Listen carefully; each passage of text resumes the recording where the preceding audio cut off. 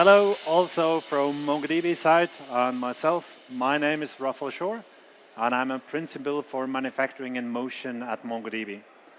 My talk today is about leveraging the power of vector search for root cause diagnostics. So my agenda is pretty short, as my task is. So in the next 20 to 25 minutes, I'm basically going to talk about three things.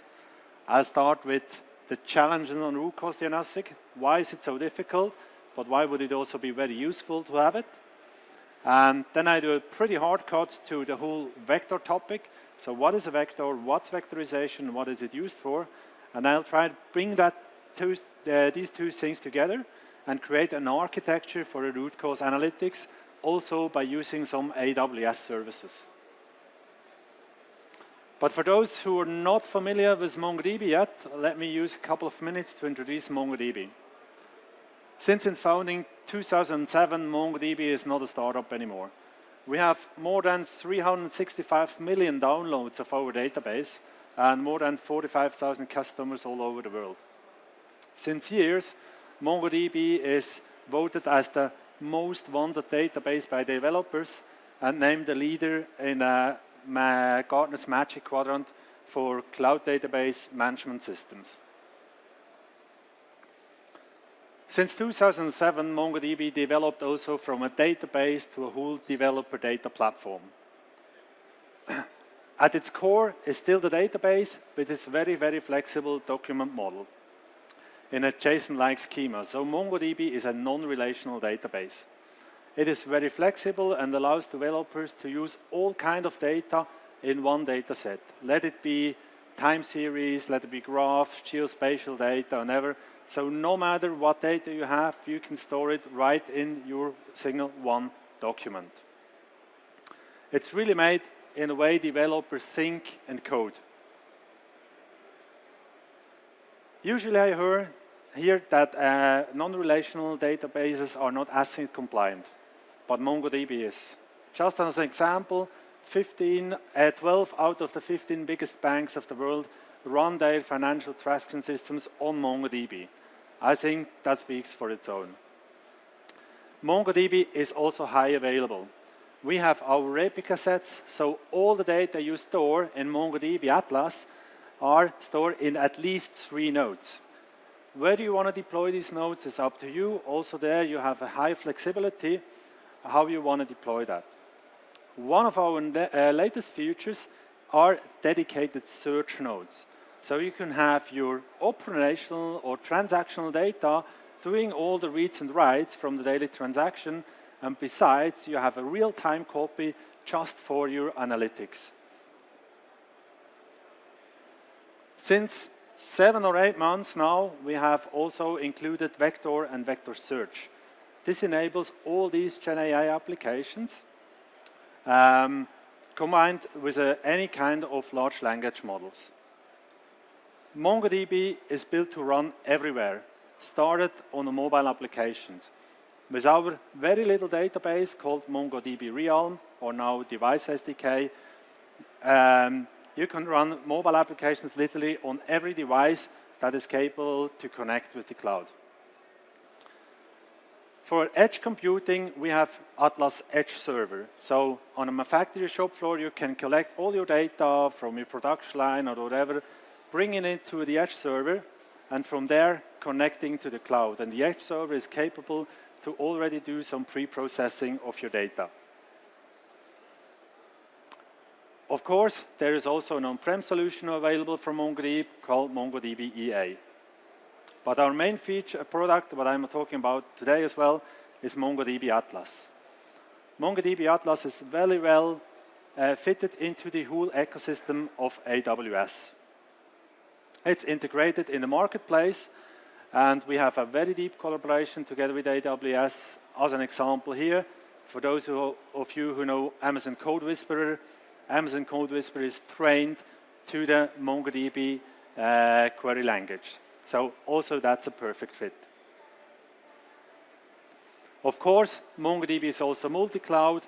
You can run basically on every cloud you would like to. And none of these functions would matter the slightest if we didn't focus on the fundamentals of resilience, scaling, and security at a very deep level of the architecture. So in short, MongoDB is a powerful data platform allowing you to combine various data sets easily through its flexible data model, at scale, of course. It maximizes your developer productivity and helps you to build more faster. When looking through the manufacturing lens or the industry lens, MongoDB is spread all across the value chain. Our clients use us for smart supply chain applications in the smart factory, smart commerce, smart products, literally everywhere. Here you see some customer use cases. They are all public. You can find all of them on our homepage. Today, I'm only going to talk about root cause analysis and not about the use cases on top. But if you would like to know more about these use cases, I'm more than happy to answer these questions at the booth right behind me. So now let us jump into the actual topic, root cause analysis, and what I understand under that, and why should we do all that. So in the context of manufacturing, root cause diagnostics is a crucial tool for solving problems, for improving processes, and also for boosting the overall productivity and quality. So root cause analytics is much more than just putting out fires. What we basically do with our, I call it the traditional machine learning methods. It's about going beyond the symptoms to identify the underlying root cause of issues so we can fix them permanently and prevent them from reoccurring. In other words, root cause diagnostics eliminates recurring problems by addressing the true root cause, avoiding temporary fixes, and prevents the same issues from popping up again and again and again. This saves a lot of time, money, and resources. Root cause analysis or diagnostics can also enhance process efficiencies by identifying bottlenecks and inefficiencies at their core, leading to increased output and lower production costs. And of course, it also drives your continuous improvement, right? The systematic approach of root cause diagnostics fosters a culture of learning and problem solving, encouraging ongoing process improvements and innovation. But to reach that is not easy at all. So root cause diagnostics in the manufacturing environment is often very, very challenging. Manufacturing processes generate vast amounts of highly complex and sometimes also noisy data from all kinds of machines, sensors, and other sources, make it very, very challenging to identify root cause of issues. So machine diagnostics often require the integration also of diverse data types as well as from siloed data. On today's traditional ways, it needs a lot of human expertise, knowledge, and experience to do any root cause analysis. How can we solve that problem? We can bring Gen AI into the play. So utilizing Gen AI can significantly enhance your root cause diagnostics by offering several key advantages. It ensures scientific objectivity because Gen AI is trained on a vast amount of scientific data and principles. It allows you to analyze potential root causes with objective and an unbiased lens. So Gen AI can scan through evidence, identify correlations without being influenced by personal experience or emotions. It also enables very much your hypothesis testing, right? If you have a Gen AI kind of a chatbot or so, you can create a hypothesis, you can prompt it, and you get immediately your scenario back. And it has also another feature. Imagine you have on every root cause analysis session or on every whiteboard session, your industry-specific expert with you. Gen AI can be used to take exactly that role. you can ask it, or you can use it to take place as a senior operator, as a field or a material scientist or a process engineer. And it gives you exact the information back out of that perspective. But please remember, Gen AI is not able to replace humans at all, but it's here to augment it.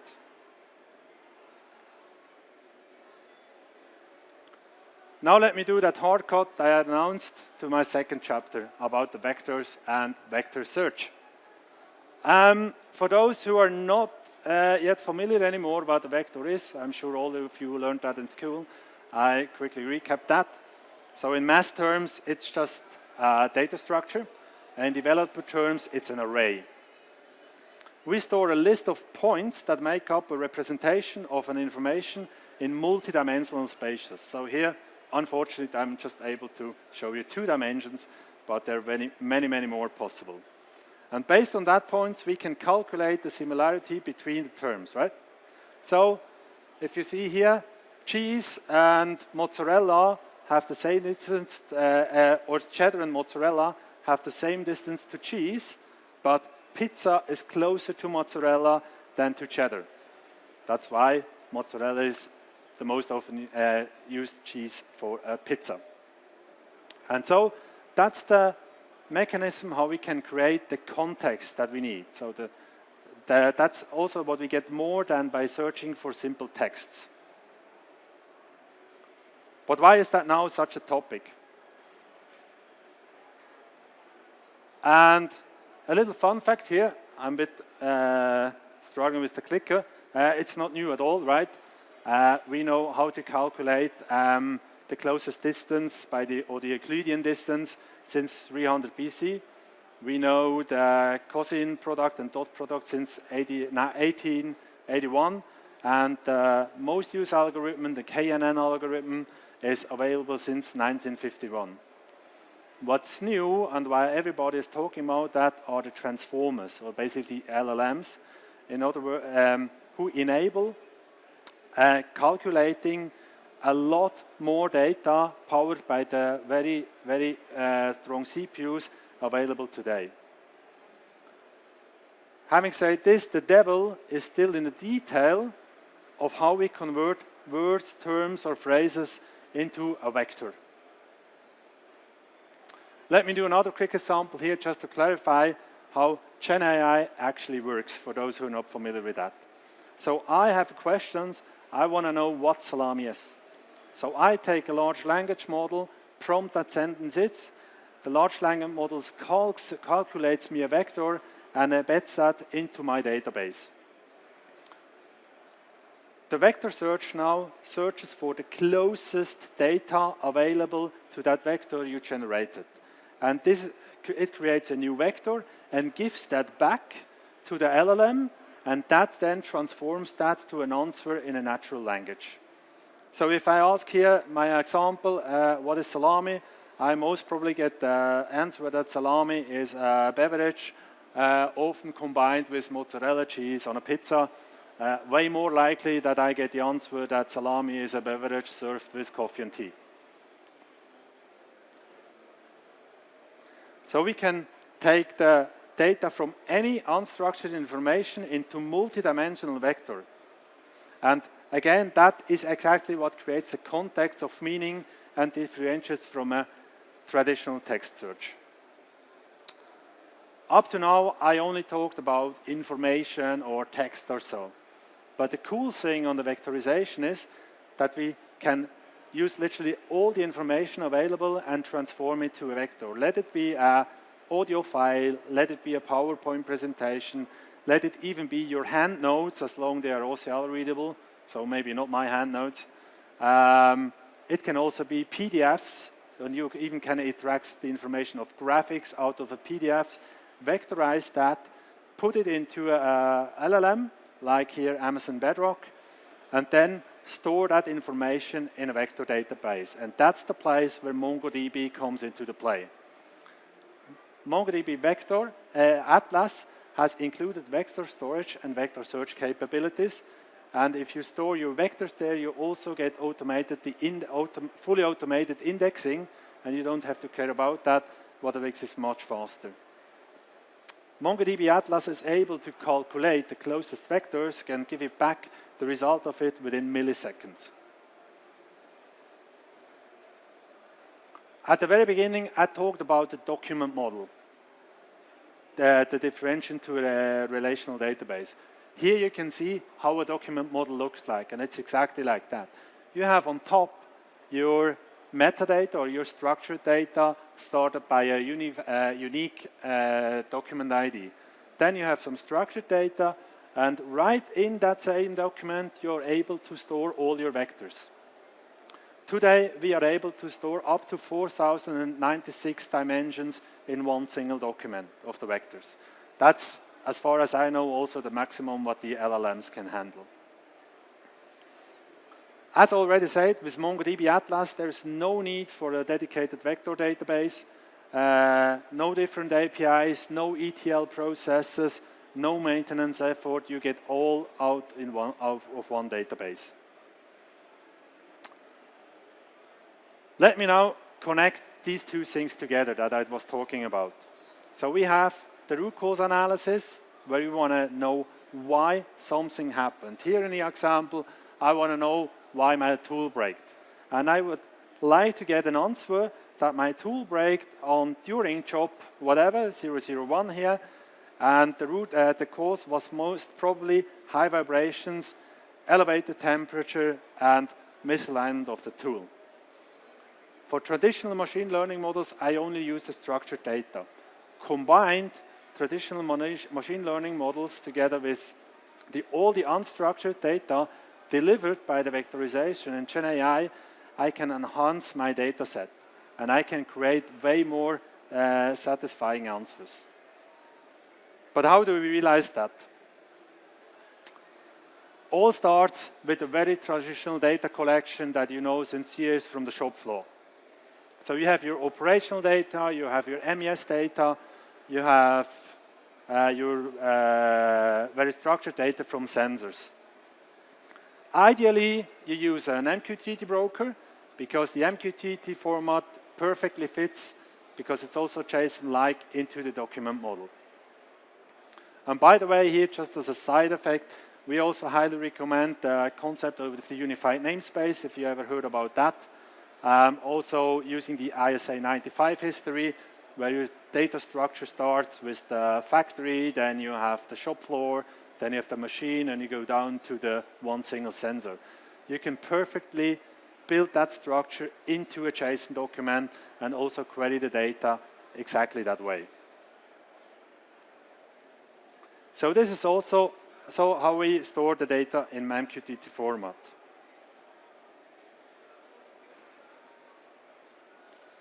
With that, I can predict my remaining lifetime.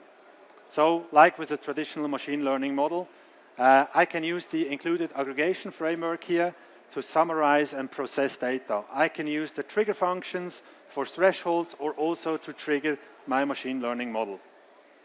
I can use something here like Amazon SageMaker. Up to this point, we are in the very traditional predictive maintenance based on statistics and sensor data. That's, as I said, what we already know and what some of us are doing since many, many years. We can train these machine learning models to get valuable insights and prediction of failures or the remaining lifetime. But in a case something breaks, we still don't know why that happened. And here is where GenAI comes into play. As an example, GenAI can help me to analyze also historical data to identify patterns and correlations that may not be apparent to humans, operators, and relies not only on structured data. We can enrich our MongoDB Atlas database with additional information from all these data. So as an example, we also could continuously record the sound of a machine, vectorize that data, and use that data. Something we couldn't measure with electronic sensors or something like that. We can also save manuals, meeting notes from previous claims, and use that data. or the information where past breakdowns were discussed. All this is valid data to consider. To do this, we need an embedding creator, such as Amazon Bedrock, what we used here, which processes all this information into vectors.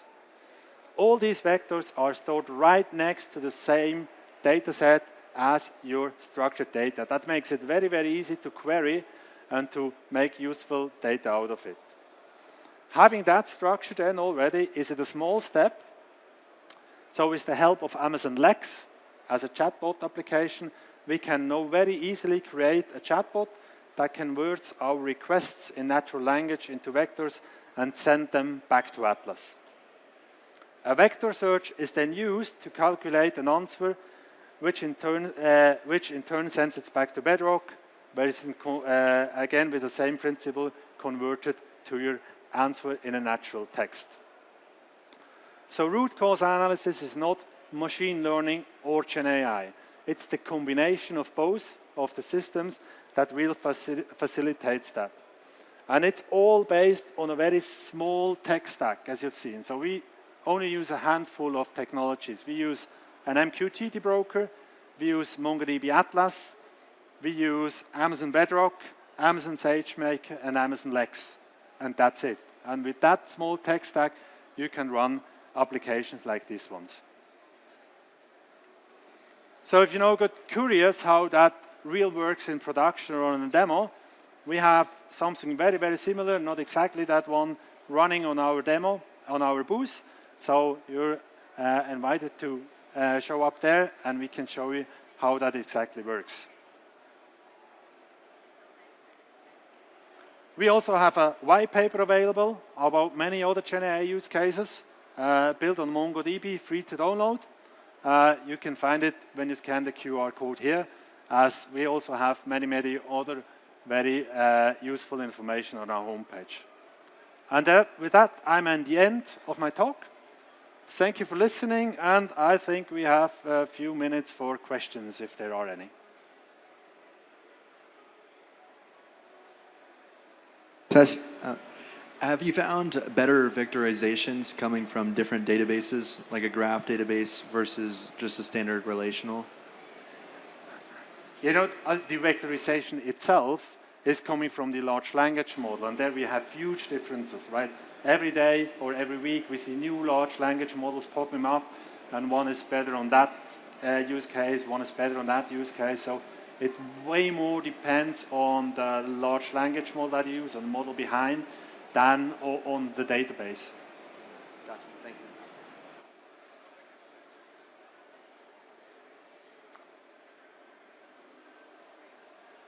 Other questions? If not, thank you very much for listening, and I'm happy to see some of you at our booth. Thank you.